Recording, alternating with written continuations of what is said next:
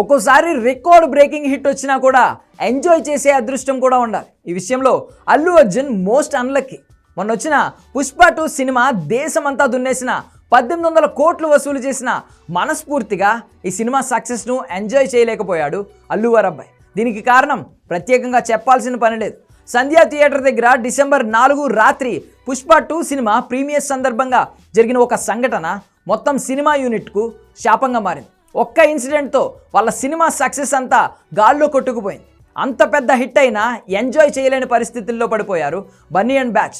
ఆ దుర్ఘటనలో రేవతి అనే మహిళ చనిపోయింది. ఆమె కొడుకు శ్రీతేజ్ తీవ్రంగా గాయపడ్డాడు. అప్పటి నుంచి ఆ కుర్రాడు హాస్పిటల్లోనే ఉన్నాడు. పుష్ప 2 ప్రీమియర్ తొక్కిసలాట జరిగి 3 నెలలు దాటినా కూడా ఇంకా అలాగే ఉన్నాడు శ్రీతేజ్. ఈ కుర్రాడి ఆరోగ్య పరిస్థితిపై ఎప్పటికప్పుడు అల్లు అర్జున్ ఆరా తీస్తున్నాడు. కానీ ఏం చేస్తాం, తేజ్ పరిస్థితి మాత్రం అలాగే ఉంది.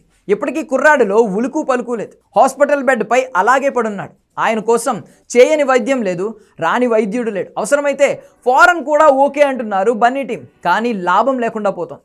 కుర్రాడు కళ్ళు తెరిచి చూస్తున్నా ఎవరిని గుర్తుపట్టట్లేదు శ్రీతేజ్.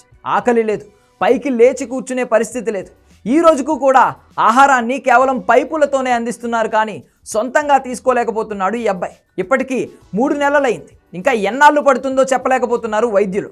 అసలు ఏమైందని ఆరా తీస్తే చాలా సమస్యలే బయటపడుతున్నాయి. తొక్కిసలాట జరిగినప్పుడు బ్రెయిన్కు చాలాసేపు రక్త ప్రసరణ ఆగిపోవడంతోనే అసలు సమస్యలు వచ్చాయంటున్నారు డాక్టర్.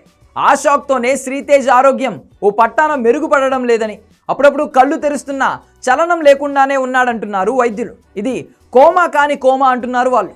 ఆసుపత్రికి తరలించిన తర్వాత రక్త ప్రసరణ జరిగేలా చూసినా కూడా అప్పటికే మెదడుకు జరగాల్సిన నష్టం జరిగిపోయింది. అందుకే వెంటనే కోమాలోకి వెళ్ళిపోయాడు ఆ కుర్రాడు. ఆ తరువాత బయటకు వచ్చినా కూడా లాభం లేదు. శ్రీతేజ్ను ఎలాగైనా మామూలు మనిషిని చేయాలని తప్పిస్తున్నారు బన్నీ టీం. అవసరమైతే విదేశీ వైద్య నిపుణుల సాయం తీసుకుంటున్నారు.